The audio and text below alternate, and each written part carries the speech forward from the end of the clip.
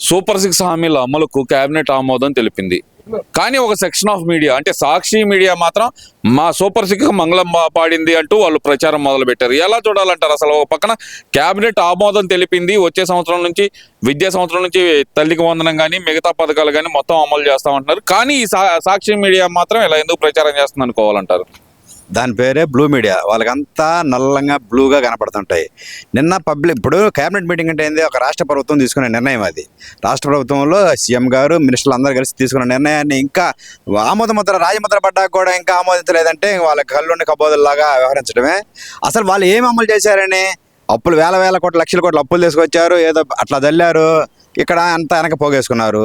రేపు బాబు గారు వచ్చినప్పుడు మా కూటమి ప్రభుత్వం వచ్చినాక ఫస్ట్ నెల నుంచే 3,000తో కలిపి 4,000 ప్లస్ 7,000 ఇచ్చాం.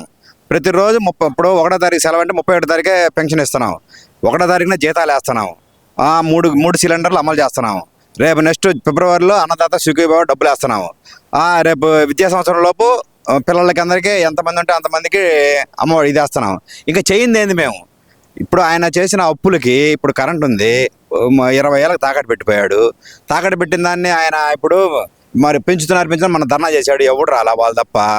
ఇప్పుడు నువ్వు పెంచి నువ్వు అప్పులు చేసిపోయి రాష్ట్రాన్ని గొల్ల చేసి ఇప్పుడు మేము వచ్చి 7 నెలలు అయింది. 7 నెలల్లో దాదాపుగా బాబు గారి శాయశక్తిలా కృషి చేసి ఇప్పుడిప్పుడే పాలనని గాడిలో పెట్టాడు, అధికారం అంతా సెట్ అవుతుంది.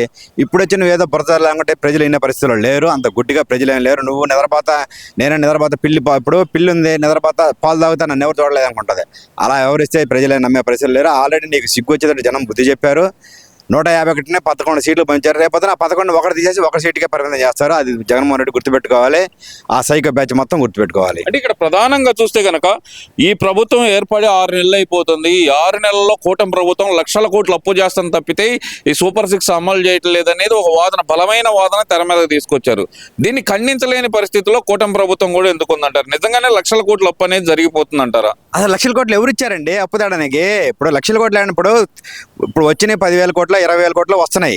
ఇప్పుడు బాబు గారు రాజధానికి ప్రయారిటీ ఇచ్చాడు, పోలవరానికి ప్రయారిటీ ఇచ్చాడు. ఇప్పుడు పోలవరం కృష్ణానది నీళ్లు రాయలసీమ తీసుకెళ్ళాలని ప్రపోజల్ మొన్న ఇది చేశాడు, 85,000 కోట్లు ఖర్చు వద్దని పెట్టాడు. దానికి కేంద్రం వంతు సహాయం తీసుకొని మిగతాది ఎట్లా చేయాలనేది బాబు గారు ఆలోచిస్తుంటే ఏం లేదండి, వీళ్ళు చెడగొట్టి రాష్ట్రాన్ని పెట్టుబడిదారులు రాకుండా చేయడం కోసం ఏదో ఒకటి బురదలుతామంటే పెట్టుబడిదారులు రారు, మళ్ళీ మనం వస్తే ఏదో చేయొచ్చు అని చెప్పి ఆలోచనలు ఉన్నారు. వాళ్ళకి ఈ జన్మలో జగన్మోహన్ రెడ్డి అనే వ్యక్తి జన్మలో మళ్ళీ సీఎం కాలేడు, అది జరిగే పని కూడా కాదు. ఎందుకంటే అతని అరాచక పాలన 5 ఏళ్ళు ఇవాళ ప్రజలు స్వేచ్ఛగా బయటకు వచ్చి మాట్లాడగలుగుతున్నారంటే అది కూటమి ప్రభుత్వం వల్లనే. పోయిన 5 సంవత్సరాలు 2019 నుంచి 24 దాకా ఎవడైనా సరే ఏ మామూలు సాధారణ మనిషి కూడా వచ్చి బయటకు వచ్చి అతను మనసులో మాట చెప్పలేక బతుకు భయంగా బతికారు. కాబట్టి ప్రజలేమి పిచ్చితనంగా ఏం లేరు, ప్రజలందరూ బ్రహ్మాండంగా పాలన బాగుందని చెప్పి జనాలలో ప్రజల్లో ఉంది, ఏమి ఇబ్బంది లేదు. కూటమి ప్రభుత్వానికి వాళ్ళు ఎన్ని మాటలు చెప్పుకున్న ప్రజలు వినే పరిస్థితిలో లేరు. అంటే ఇక్కడ నేనైతే కనుక నేను అధికారంలో ఉన్నది ఈ పార్టీకి బటన్లన్నీ నొక్కి సంక్షేమ పథకాలన్నీ ఇచ్చేసేవాడిని. కూటమి ప్రభుత్వం వచ్చిన తర్వాత పేదల్ని నిరుపేదలుగా మార్చేస్తుంది, వాళ్ళ మీద ధరాగార్థం మోపుతుంది అనేది ప్రధానమైన ఆరోపణ. మరి దాన్ని ఎలా చూడాలంటారు? అసలు ఏం మోపామండి అసలు పేదల మీద? నువ్వు వేసిన కరెంట్ బిల్లు ఒకటి తప్ప పేదలకేగా మేము 4,000 ఇస్తుంది, ఆ పేదలకేగా ఇప్పుడు ఉచిత సిలిండర్లు ఇస్తున్నాము, ఆ పేదలకే రేపు పొద్దున మార్చి నుంచి ఇప్పుడు ఉగాది నుంచి బస్సులు ఫ్రీ పెడుతున్నాము. ఏమి వేసామని నువ్వు ఉత్తి బటన్లు నొక్కడం. ఇప్పుడు మామూలుగా ఏం చదువురాని కూడా నొక్కుతారండి బటన్లు. నువ్వు ఇలా బటన్ నొక్కితే ఏ 4 రోజులకో 2 నెలలకు. ఇప్పుడు మేము రైతుల దగ్గర ధాన్యం కొంటాం, 45 గంటల లోపు డబ్బులు వేస్తున్నాం. నువ్వు ఎన్ని రోజులకి వేసావు? నెలకి, 2 నెలలకు, 3 నెలలకు, మళ్ళీ అవి కూడా బాకీలు ఉన్నాయి. ఇవన్నీ చెబితే కాకమ్మ కబుర్లు చెప్పినట్టు ఉంటుంది. జగన్మోహన్ రెడ్డి నీ వల్ల ఇంకా ఏమీ కాదు, నువ్వు అరాచక పాలన తప్ప. ఇప్పుడు మొన్న సిఎస్ గారు అయిపోయిందండి. ఇప్పుడు మేము నువ్వు సిఎస్ నీ హయాంలో ఎవరున్నారు? సిఎస్ కానీ డీజీపీ కానీ ఎవరున్నారు? అంతా మీ సమాజానికి ఇచ్చినాం. ఇప్పుడు బాబు గారు ప్రయారిటీ ఏంది? బీసీ. ఇప్పుడు సిఎస్ విజయానంద్ గారు వచ్చిన ఆయన బీసీ. అయ్యో, బీసీ మంత్రుల చేత కాళ్ళు పట్టించుకుంటున్నారు లోకేష్ గారు అని చెప్పి గుడివాడ అమర్నాథ్ గారు బాధపడిపోతున్నారు. కోడిగుడ్లు అమ్ముకోమని చెప్పండి. ఇప్పుడు కంపెనీ దగ్గర అంటే గుడ్డు మామిడి తాండ్రా ఈ చెప్పినవాడు వాడు ఎక్కడ పట్టించుకున్నారంట? ఏమైనా ఫోటోలు వచ్చినాయి? ఇప్పుడు జగన్మోహన్ రెడ్డి ఒకసారి ఎస్సీ క్యాండిడేట్ చేత ఇప్పుడు స్టేజ్ మీద ఉంటే వచ్చి దండం పెట్టించుకున్నాడు. ఆ రోజా చెప్పులు, ఆ పెద్ద ఆయన చేత రోజా చెప్పులు మోపించుకుంది. వాళ్ళు చేసిన పనులు మా మీద నెడితే జనం ఎంత నమ్మే పరిస్థితులు ఏం లేరు. కూటమి ప్రభుత్వాన్ని జనాలు బాగా ఆదరిస్తున్నారు. ఇబ్బంది ఏం లేదు ప్రభుత్వానికి కానీ ప్రజలకు కానీ, అంతా బాగానే ఉంది. పరిపాలన అయితే సూపర్గా ఉంది. ఒక కంపెనీ తీసుకురావట్లేదు. వైజాగ్ లో పెట్టాల్సిన కంపెనీలన్నీ ఒక ప్రాంతానికి అమరావతికే తరలించేస్తున్నారు. అసలు ఇంతవరకు ఒక కంపెనీ వచ్చిన పాపాన్ని కూడా పోలేదు. వచ్చిన కంపెనీలు కూడా వెనక్కి వెళ్ళిపోతున్నాయి. వైజాగ్ కేంద్రంగా ఉన్న కంపెనీలు అని చెప్పి, మేము తెచ్చిన కంపెనీలు వెనక్కి వెళ్ళిపోతున్నాయి అని చెప్పి గుడివాడ అమర్నాథ్ గారు చెబుతున్నారు. మరి దానికి ఏం చెబుతారు? అప్పడాల కంపెనీలను, మామిడి తాండ్ర కంపెనీలు, మా కోడిగుడ్ల కంపెనీలు ఆయన తెచ్చింది. ఏమండి, రేపు దావోస్ బాబు గారు వెళ్తున్నారు. ఇప్పటికే ఆల్రెడీ 4 లక్షల కోట్లు పెట్టుబడులు వచ్చినాయి రాష్ట్రానికి. రేపు దావోస్లో ఇంకా ఎవరికి చెప్పలేదు. బాబు గారు, లోకేష్ బాబు గారు, ఆఫీసర్స్ అందరూ వెళ్తున్నారు. అక్కడ ఎన్ని లక్షల కోట్లు వస్తాయో ఆ రోజు ఒకసారి బాబు గారు చెబుతారు. అంతేగాని మేము డప్పు వాయించుకోండి, మేము బాబు గారు లెక్క ఏంటంటే పనిచేసి ఈ రాష్ట్రానికి పేరు నాకు వచ్చినా రాకపోయినా రాష్ట్రం బాగుపడాలి. ఇప్పుడు ఉమ్మడి రాష్ట్రంగా ఉన్నప్పుడు 2020 తీసుకున్నాడు. 20 తీసుకుని కళ సహకారం అయింది లేదా? ఇవాళ హైదరాబాద్ బిడ్ చేసే నగరాలు ఏం లేకుండా పోయినాయి కదా. అలాగే ఫ్యూచర్లో 2047 తీసుకున్నాడు. 2047కి అమరావతి అనే నగరాన్ని ప్రపంచంలో నెంబర్ 1గా చేయాలని ఆలోచన. 2020 అన్నారు, అది అమరావతి కాబట్టి, అది హైదరాబాద్ కాబట్టి ఏదో అయిపోయింది దాని అంతటా అదే. 2047 అంటున్నాడు. ఇప్పటికే 74 ఏళ్ళు ఆయన అప్పుడు బతికుంటాడా అని చెప్పి మరి జగన్మోహన్ రెడ్డి అంటున్నాడు కదా. మరి అంటే వయసు అసలు బతికున్నాడా అన్నది 19 కుర్రోడు నిన్న జిమ్ చేస్తానో ఏం చేసి చచ్చిపోయాడు. దానికి చావుకి వయసుతో సంబంధం లేదండి. జగన్మోహన్ రెడ్డికి ఇయ్యే తెలిసింది. ఇప్పుడు కర్ణాటక హీరో ఉన్నాడు, జిమ్ చేస్తా చనిపోయాడు. చావుకి వయసుకి తేడాలి. ఆ మాత్రం జ్ఞానం కూడా జగన్మోహన్ రెడ్డికి లేదు.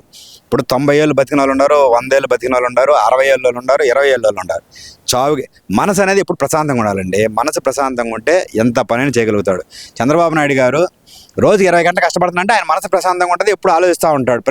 కేవలం ఆయన ఏది చేసినా ప్రజల కోసమే. ప్రజలంతా బాగుండాలి, ఈ రాష్ట్రం బాగుండాలి, ఈ దేశంలో తెలుగు రాష్ట్రం ముందు ఉండాలనే కోరికతో పనిచేస్తూ ఉన్నాడు. దాంతోపాటు ఈ రాష్ట్రం, ఈ దేశము ప్రపంచంలో నెంబర్ 1గా ఉండాలనే కాన్సెప్ట్తో 2047 తీసుకున్నాడు. అది సూపర్ సక్సెస్ అయితే మోడీ గారు, బాబు గారు, కళ్యాణ్ బాబు గారు ఆధ్వర్యంలో ఈ రాష్ట్రానికి వచ్చిన ఇబ్బంది ఏమీ లేదు. ఈ రాష్ట్రాన్ని ప్రపంచ బ్యాంకుకు తాకట్టు పెట్టడానికి ముఖ్యంగా చూస్తున్నారు. అమరావతి కేంద్రంగానే జరుగుతుంది. అమరావతిలోనే మొత్తం నిధులన్నీ కుమ్మరిచ్చేస్తున్నారు. మిగతా ప్రాంతాలను అన్యాయం చేస్తున్నారని చెప్పి ఈ మధ్యకాలంలో ఒక ప్రచారం కలిగితే తెర్రైపారు. అంటే ఇది జగన్మోహన్ రెడ్డి బయటకు వస్తానంటున్నాడు కదా. రాష్ట్రం ప్రాంతాల మధ్య విద్వేషాలు రెచ్చగొట్టి బయటకు రావాలని ఆయన అనుకుంటున్నాడు పోతుంటారా? 100%. ఇప్పుడు 3 రాజధానులైనా అప్పుడు రెచ్చగొట్టాడండి. 3 రాజధానుల్లో ఓటర్ తీర్పు ఎలా ఇచ్చారో అర్థమైపోయింది. అసలు రాష్ట్రానికి అనేది రాజధాని ఉండాలిగా. ఒక ప్రాంతం ఏముంది, రాజధాని ఒక చోట ఉండాలి, అభివృద్ధి వికేంద్రీకరణ జరగాలి. బాబు గారు అదే కాన్సెప్ట్తో వెళ్తున్నారు. వైజాగ్ని ఆర్థిక రాజధాని చేయాలని, ఇది అమరావతిని సెల్ఫ్ ఫైనాన్స్ క్యాపిటల్ చేస్తున్నాడు. రాయలసీమని రత్నాలసీమ చేయాలనే కాన్సెప్ట్తో ఇప్పుడు రాయలసీమ, నిన్న బాబు గారు మొన్న మీడియా సమావేశంగా ఒక కాన్సెప్ట్ చెప్పారు.